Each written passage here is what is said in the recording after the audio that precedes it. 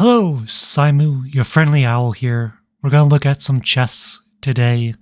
This is a favorite game of mine from 6 years ago now. Wow, that makes me feel a little bit old.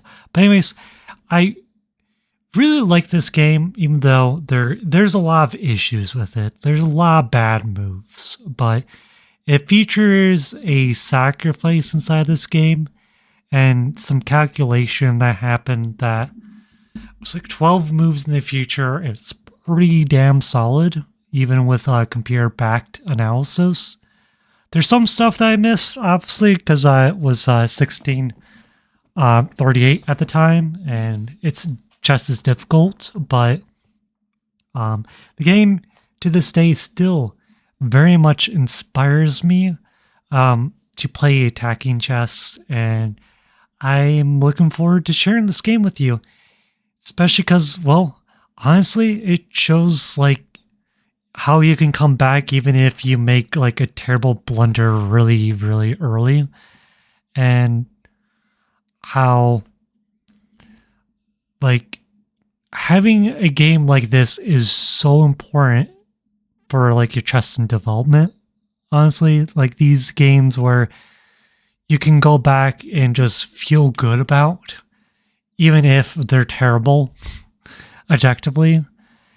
And so with that, please do be kind with this game and hang with me for a little bit. I bid you to hang in there for a little bit. So we start the game as black. Our opponent, bit 2, plays the move d4. And right away, kind of don't play great move, e5. The England Gambit itself, if you don't know this opening, it's terrible. The whole point of this opening is to try for this certain trap here.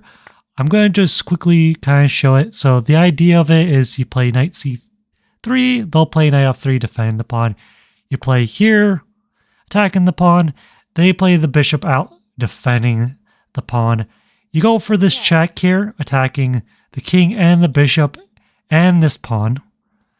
Luckily, they can block with the bishop, and then you take this pawn here. At this point, you hope they make this blunder. Bishop c3, attacking the queen and defending the rook, which was undefended there. At this point, you have the brilliant move of bishop b4 here. And here, you hope they fall into the blunder, which is queen blocks.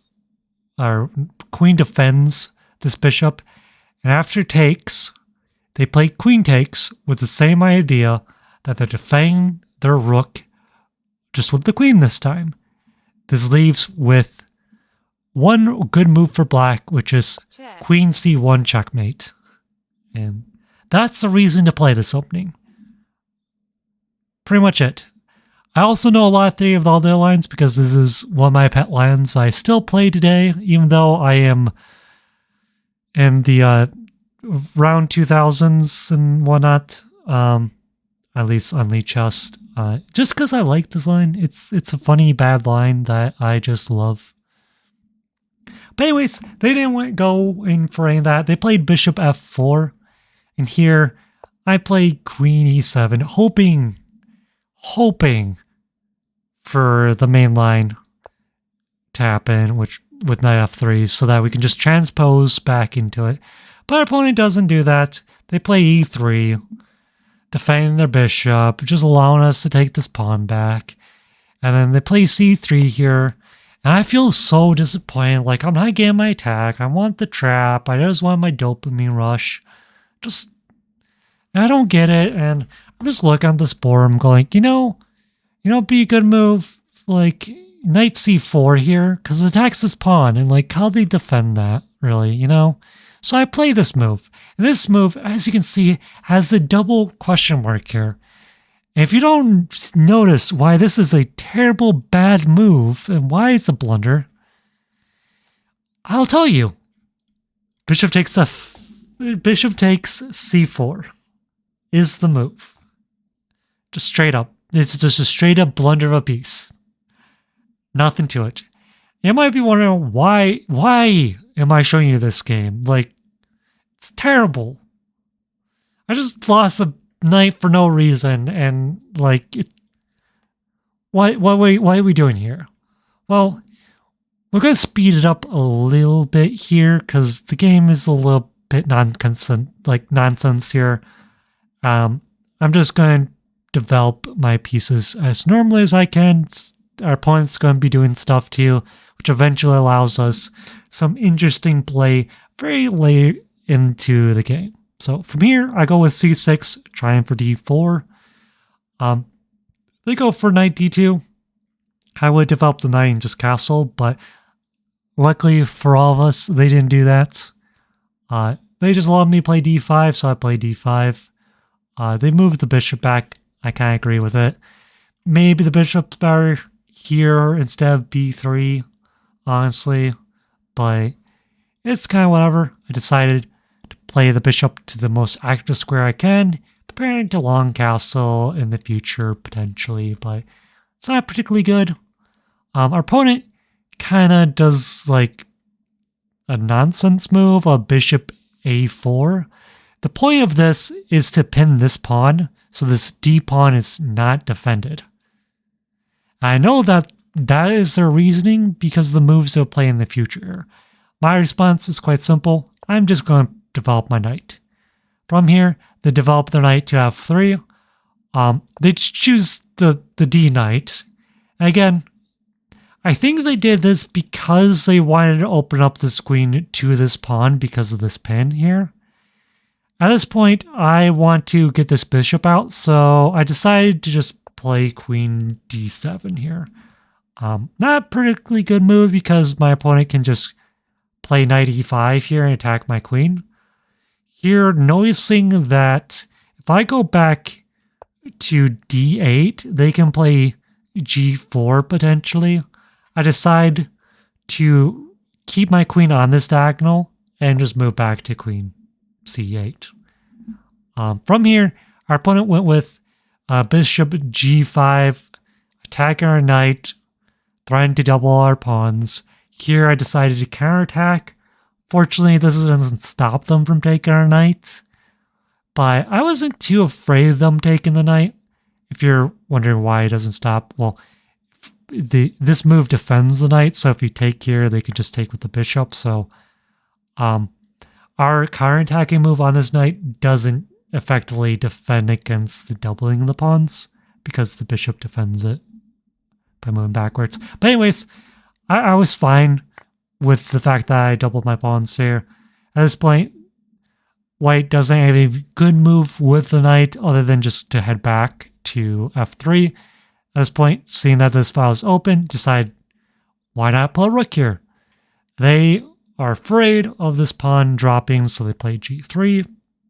Perfectly fine, it's kind of whatever at this point. I play bishop g4. Not super great. I also saw that I could play e4, pinning the knight to the rook. But I just felt like pinning the knight to the queen felt better. Then they took my pawn. I was like, oh yeah, that pawn was undefended there because of the pin that I forgot about. Yeah. Oops. I guess I'm just going to play this move and defend. And yeah, it does attack the queen, so if they play a nothing move, I can just take here and then get my piece back, or even take with the bishop and then long castle. And at this point, honestly, it's not even that bad for us. We have the bishop pair against knights. Pawn structure is a little bit damaged, but you know, we're only down a pawn in this position because we have 4 pawns and then we have 2 on 2 here. So this is their extra material here, but we got the bishop pair. So should be close-ish to equal, at least as close as we got to equal in this whole game until we were winning. But they didn't play that. They moved the queen with check because they're good player. They're 1600. They can see that their queen's under attack and they should defend it. I blocked with the bishop here, and I just, to this day, don't understand why they played h4. think they're trying to play h3 and mouse slipped h4. Allows us to castle long. At this point in this, I'm feeling pretty good that I was able to castle long. I felt like I had good control of this diagonal. I really don't, because they could just bring the rook here because the bishop's guarding here, but that's not what really matters right now. It's the feeling that I have, this control of this this file. Even though I don't have it. At this point, they play bishop b3 again. I'm guessing attacking this pawn. I don't know why they maybe didn't just take this pawn here, because it's just a free pawn. But I'm glad they did play this move, because it allows me to kind of blitz out this move. Primarily defending this pawn, because I noticed it was hanging. It attacks the queen too, so I thought that was good. They go with queen e5. Here, I go in the tank. And as you can see, for basically a minute, along with another 30 seconds here.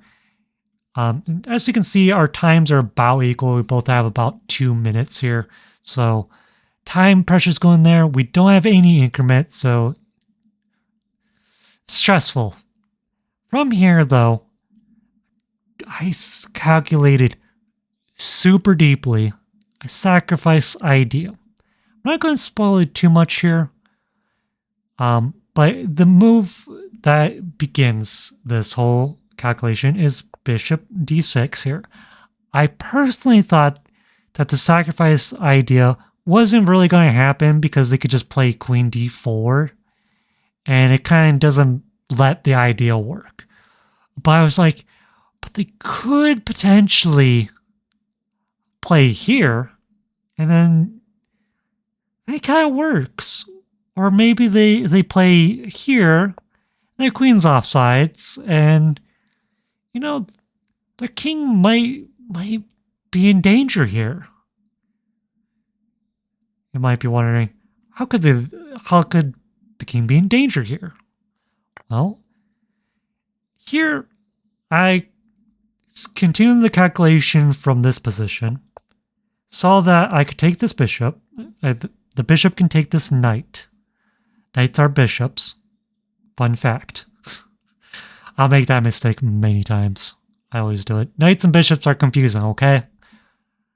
But they recapture here. And I go in for the sacrifice of this rook. Rook takes g3. Dubious move. It's bad. I'd say it's a brilliant move. Because, again, you have to remember, I'm seeing this from this position here, and I'm calculating the sacrifice, and I'm seeing a huge attack.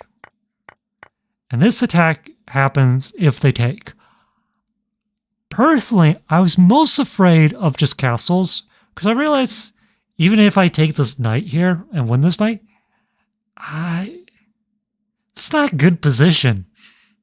Like, how am I dealing with this? How am I dealing with this? Like, this is a bad position. I'm just lost here. But why would you not just take the rook? A rook is a rook, right? What's the worst that can happen? And, well, technically, there's 2 ways to defend it from here. One which I didn't see. Both of them I didn't really see. One I kind of saw, but you have to believe that you can do it. And honestly, I don't believe my opponent would have believed that they could do that. So it would probably ended in a perpetual. But anyways, they take here. Right away, I saw that if after my bishop takes, which is the obvious follow-up, at least to me. And if they go up, I have queen here, checkmate. Easy. Easy checkmate for me to see at that point from right here. From this position, I was saying that, oh, I could do this here after taking this knight here. And then I can sack this rook, then take this here with check. And then if they go here, I have this as a checkmate. Right here in this position. So I realized then, well, the only good move for them is king f1 because there's only 2 legal moves that they have after this check. So the only good follow-up is to continue with queen d3 check. It's a very forced in lie, which helps with the calculation. From here, if king goes over to g1, I can just take on e3 with check. If they go over, back over, it's just checkmate at f2.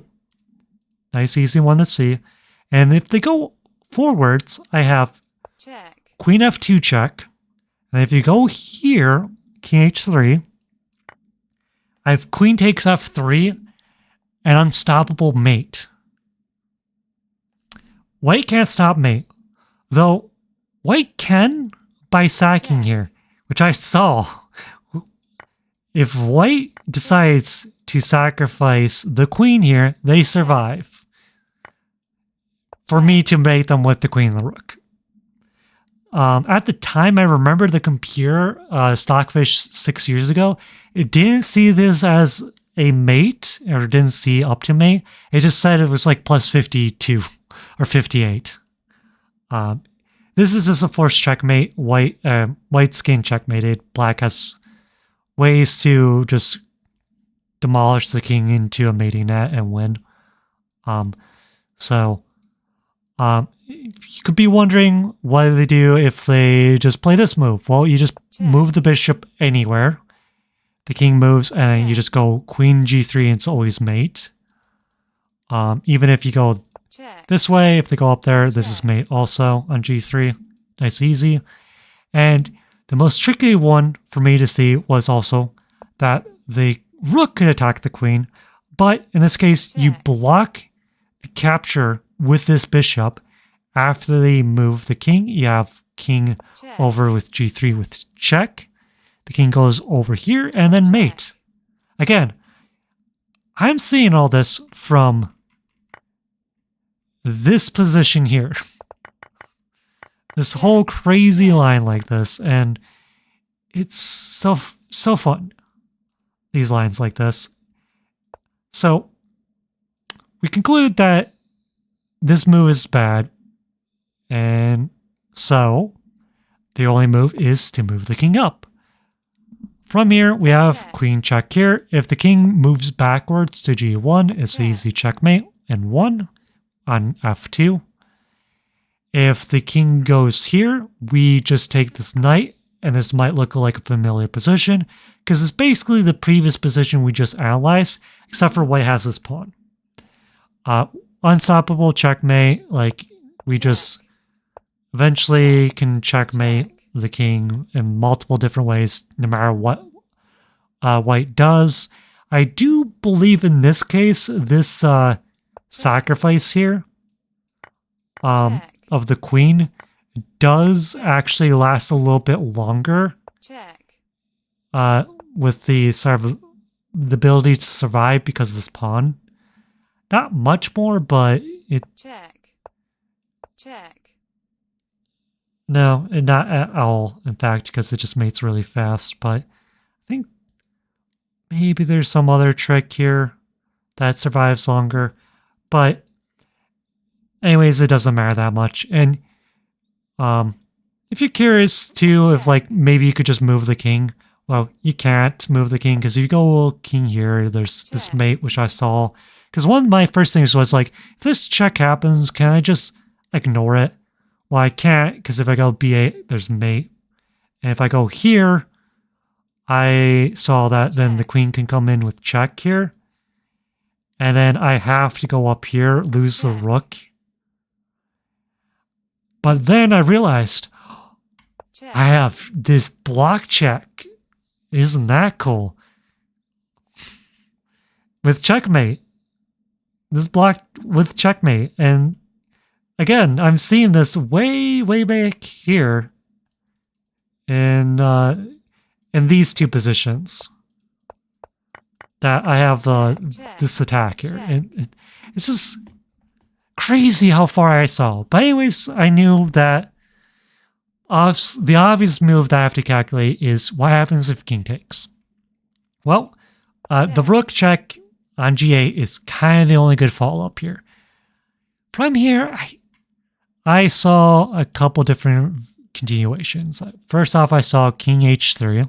check, I can just take here, and then the king moves, and then there's check, mate on g3 or on g2. check, Pick your poison. You can even do the checkmate check. with the rook if you really wanted to also. I didn't see all those mates. I just saw that I can just Check. go to g3 and mate. If Check. and then from here I saw queen can block, but I figured I could just Check. take it. I was a little bit worried about this because they have two rooks and two minor pieces, and I have a queen. Check. But I figured the time is relatively low in this position. We don't have that much time. This seems like my best shot. Like, this is a decent shot. I'm happy with this. Because I'm already losing, so it's fine. Then I also saw knight g5 blocking with the knight here. This is where it was really confusing. I thought maybe I had this move, but then I realized, no, the queen could just take it. Or even worse, like, Check. maybe my king gets hunted and like can ignore that. So I was like, dang, this is quite bad. So I was like, oh, maybe I have a perpetual with this check. And I realized, no, that doesn't work. Then I was like, oh, queen takes on e3, and then like, how does the king escape these checks? Even if you go back here, or have these checks here? Check. But Check. I failed to realize that eventually white can go here. Check. And then, Check. whoops, not that check. Check. Walk the king up Check. completely. Check. Take this pawn, and now Check. the Check. queen can defend the king, and there's no more checks eventually. Or the king can come up this way and like walk this way and eventually like escape. Like the king walks up the board and then runs to the side of the board and survives. Check. I believe, right? Actually, if he goes here and check here, do I have this check? I think I potentially do. Like, if they go here, then this mate. Right? Very close to mate. Check. Check. Like, check here, and then if it goes here, check here, and here. I don't know. I didn't see all these. I'm just kind of fiddling around with it, but I mean, you have to see that the king can walk up the board here from this position. And it's not clear that like my opponent could see it. It's very hard for me to even see it. So I figured I had a draw at this point with this. So the only other move that you have to calculate here is what happens if the king moves forwards. Puts on its brave boy pants and all that. From here, I was like, don't I just win the knight here? Because then I have rook check here. The king has to take this pawn, and then I take here. And then I realize, oh wait, I have like, this ability to like win the queen now because I derived the king out there. And then I was like, no wait, I actually get like a checkmate here because then this is like mating here in the middle of the board now. And this is checkmate. I thought, well, it's not because the bishop can block, but I didn't see the bishop block. I just saw that like the king gets mated because of these pawns and this rook here and this queen guarding this square. And I was super excited. What I didn't see is queen e5, king e5, the winning move to defend here. So now if I take here, they just go here. There's a big issue here for my position, because if I take here, white plays this. You might be wondering, what's so bad? Isn't that a bishop? Well, no, if I take it, this is just checkmate. Back rank mate. I didn't see this. I didn't see the king going here. But yeah, this is a crazy defense here. And if I